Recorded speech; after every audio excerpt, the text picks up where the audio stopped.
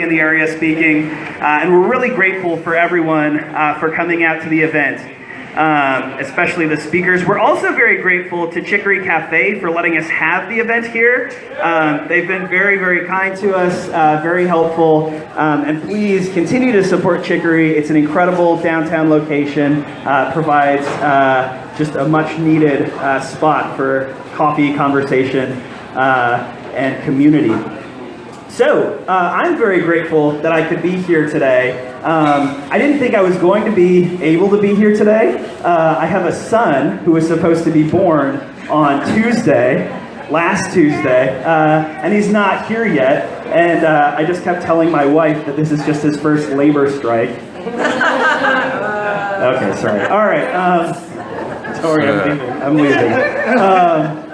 But I am really grateful. I'm very grateful that I was able to be here. I'm so grateful that Ajamu is able to come and give us really some much needed energy. This election cycle has been sort of wearing on some of us. You know, there's a lot going on out there, and there's a lot of conversations that are being had that maybe don't need to be had. There are a lot of conversations that frankly just aren't being had that we could really do well to focus on. Some issues that are really getting lost or ignored.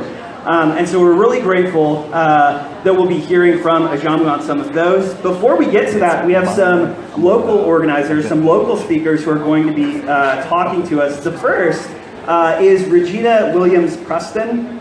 Regina was elected to represent the 2nd District, District 2, has been doing a phenomenal job on the Common Council doing that. She's from South Bend originally, graduated from LaSalle High School, went to Washington University in St. Louis and IUSB, is incredibly accomplished in many things. She's the vice president of the board of Community Forum for Economic Justice. She's the at-large director for NEA South Bend. Her bio online is like a page and a half. You have to scroll and continue scrolling. It's amazing. And she's really just been an incredible voice for people here in South Bend. Really just brought a lot of great issues to the table at the Common Council. We're all very grateful for that. She's involved and engaged here in our local community. We really appreciate it. So please join me in welcoming Regina Williams-Preston. I want to thank you all. Can you hear me? Is that good? Does that work? Okay. I want to thank everyone for coming out today. And most especially, I'd like to take a moment to thank the young people of this community who actually organized this event. I think it's fantastic that the youth of this community are really beginning to step forward and say, you know what, we're going to take control of this and make sure that the information that's relevant to them, that impacts their life, is being shared in a way that's going to make an impact and make a difference for their future. So I want to take a moment and thank them.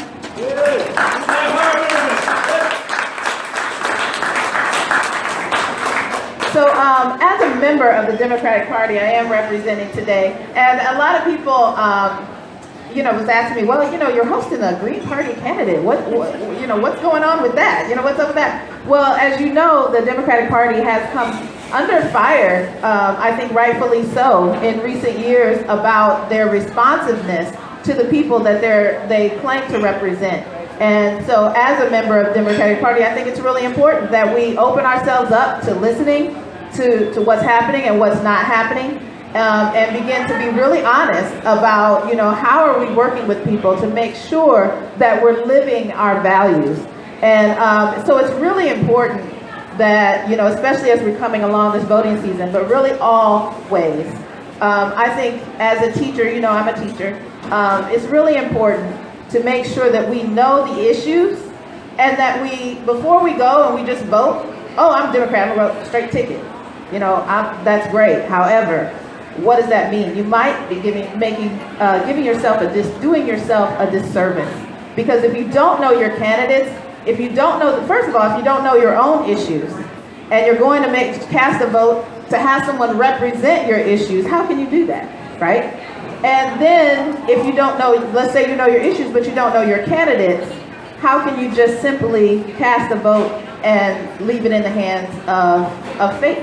And so today, what I prepared for you is, so I'm going to try to keep my comments brief, but leave you with something to take home and review more in depth so you can learn a little bit more about what's happening right here in your community. These local elections, and so what they just started doing is going around the country and looking at, what does that really look like in these different communities? Because we have a federal poverty rate, but we know, I don't know if you've experienced it, but I know it seems like people are really struggling. What's happening out there? And so they decided to delve into it more. And what they're talking about is basically this the Alice person. Those folks are basically what we used to call the working poor. So the question becomes, how can someone work 40, 60, 80 hours a week and still not be able to make ends meet? And how can we begin to lift that up and say, what are we going to do differently as a community to make sure that we're creating policy that fits and matches the demographics in our community? So that's responsive to folks who might be on a tight budget. So just very quickly here, what you'll see in the Alice report here is for St. Joseph County. And I'm going to ask you to flip it over on the back side and take a look at that chart in the upper right-hand corner.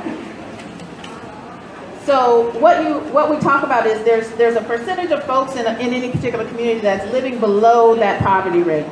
But what the United Way is talking about, well, who are those folks that actually can't survive based on their income on a household? As we're looking at, we're also here in the budget season. We're going to be voting on or not voting on a budget tonight. And what are the things that's in there that actually are policy decisions that's making sure that we're responsive to more than half of the people who live in South Bend? So this becomes really important, that when you're looking at the data, we need to be data driven. We need to know what's happening in our community in order to make a big difference. So what have we done to address this income inequality in South Bend? As you may have heard, our mayor decided to increase the city workers, anybody who works for the city. He's increased the minimum wage, and that's fantastic. It's a wonderful thing. So he was going to do it graduated over time, but as we had discussion, he said, you know what, let's get it done. So as of next year, anyone who works for the city is going to make at least $10.10 an hour, and that's fantastic. That's just the beginning. That's only the people who work for city government. What about everybody else in this community? Now, when we know that we don't have the power to determine what other businesses are paying folks. However, we give a lot of tax abatements, y'all. Anybody heard about that process? I'm learning, and I have some concerns, right? So as we're giving away our tax base, the question becomes, maybe we need to consider, before giving a tax abatement to a business that's coming in, how are they paying their workers?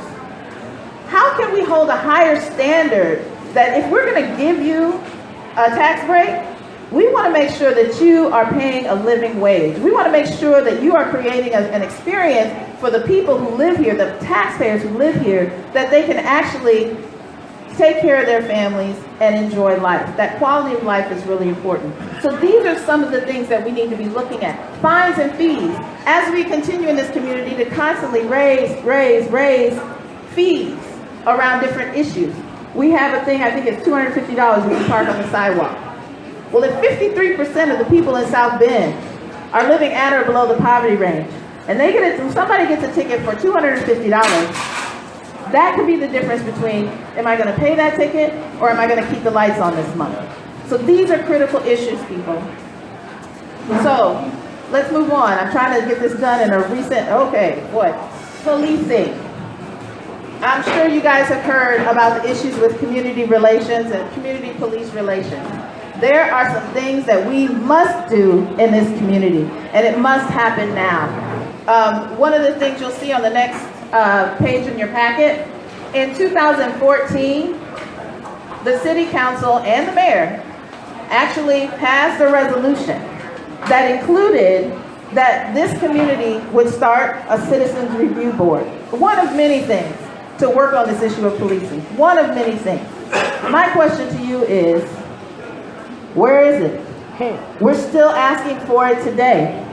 Now, when we're talking about this issue, I'm sure you guys heard of Deshaun Franklin. Yes? No? Yes. All right. So we've heard that in South Bend, your civil rights are only worth $1. Let's start there. But this young man, at 17 years old, a high school student, awakened in his bed, beaten by the cops, and in a case of mistaken identity, this is happening. But there's so many more people that are struggling around the issues of police. There's a young man who's 19 years old, works with the ministry. He was falsely accused of shoplifting in Macy's or JCPenney's. He spent one night in jail before he could kind of get everything together and get out. But in that one night, 24 hours, this is a Christian young man who does everything right. He's making all the right choices, but he ended up in our county jail. And in that 24-hour period, he was with a whole group of people in the cafeteria, strip searched, and sprayed down with water because they were looking for a spoon. That happened like a few months ago. We have to begin to look and see what is the lived experience of certain people in this community and start telling the truth and start saying, we're going to open our eyes. Is that acceptable? I don't think so. I want to know more. And how about the young mother who was pulled over because, long story, but her child was not in the proper seatbelt. You can get a ticket for that, that's fine. The choice that was made by our judicial system was to actually charge her with child endangerment, which caused her to have a CPS report, which caused her, being a person who worked in the medical field, to lose her job, which caused her to be unable to work in the field in which that she has been trained. She's now working at $9 an hour trying to feed her family, which caused her, because this is now on her record, to not be able to go to a field trip with her children at school. Not to mention the thousands of dollars that she spent in court costs, paying lawyers to deal with this one particular incident. We have to get smarter, people. We have to start paying attention to the long-term impact. It feels like, oh, it's just a ticket, just pay it. But there's so many more consequences that actually impact the everyday life. If any of you were at the Community Relations Committee meeting a couple of weeks ago, a black man of tall stature who's a postman in Granger. I like telling stories, I'm sorry, people talk about the storytelling, but I think it's really important to begin to understand the lived experience of people.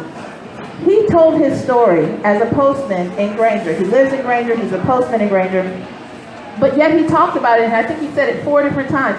I can't tell you how many times I've been dragged out of my car at gunpoint by the police just because I was driving through my own neighborhood. And as he spoke, his upper lip was shaking. And he repeated this over and over as he told his story. And then he shared with us something that he does. Now what I'm doing, and this was reported in the paper, now what I do is I make sure that I wave. Anytime I see a police officer and I flag him down and I introduce myself and I strike up a conversation, I want them to know who I am. Well, that sounds reasonable, but really? This is a survival technique that this man has created in order to just move about in the neighborhood in which he lives.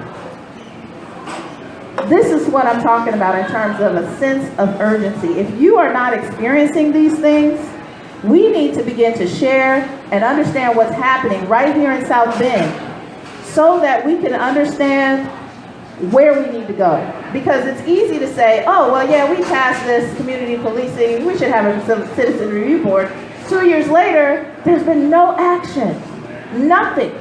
And yet people are having these experiences every day that forever change the course of their lives.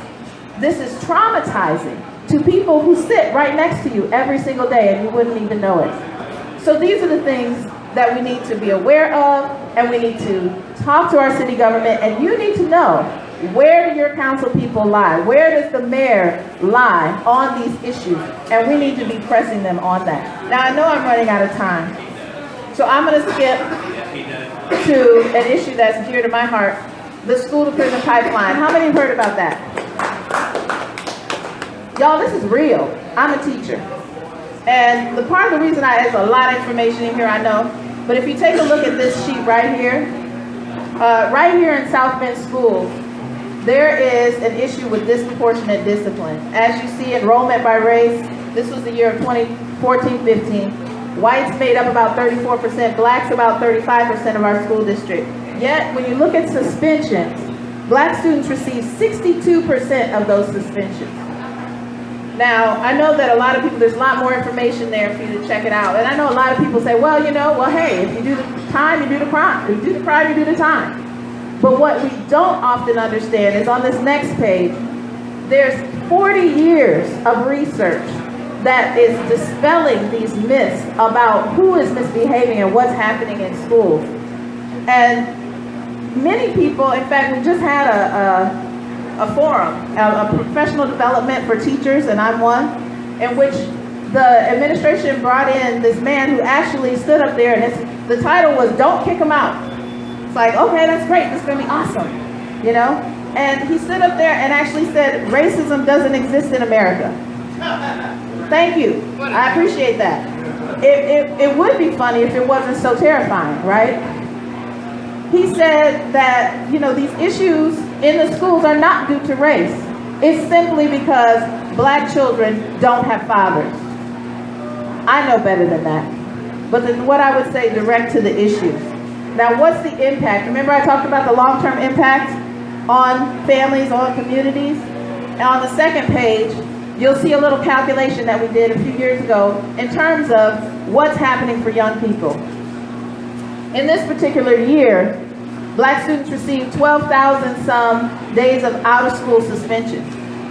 And then we did a little calculation there. What that meant was 4 million minutes of missed instruction. 4 million. Now, what does that mean? That equates to about almost 300 kids just missing an entire quarter of school, an entire grading period. You can't learn if you're not in school. The most devastating part of this was the number 2 reason, y'all see it on there. What was it? The number 2 reason that we suspended kids from school in South Bend. What was it? Somebody read it and tell me. What? Truancy. You weren't in class, so I'm going to send you home for 3 days. I actually had a young person tell me he was caught skipping one class. And I'm just going to share this and kind of move forward. This is how brilliant our kids are. He was caught skipping, and he was called in, like, oh, why did you skip class? Well, I've had so many days of being tardy to this particular class. I know if I get one more tardy, I'm going to be suspended out of school for a whole day. So I figured I'd rather miss just one class than miss an entire day of class. Makes a lot of sense to me. But what are the policies and practices in our schools that make it better for a child to miss school, miss class, than actually go? It makes no sense. And we need to start standing up and talking to the folks in power and saying, you know what? Why are we even suspending kids for truancy? We've been asking for this for 5 years for South Bend schools. We need to stop suspending kids for truancy. It needs to happen now. So, as we look at these issues, the bottom line here is we need to be educated on what's happening in our community so that we can make good decisions. Oh, let me back up. One more thing about schools.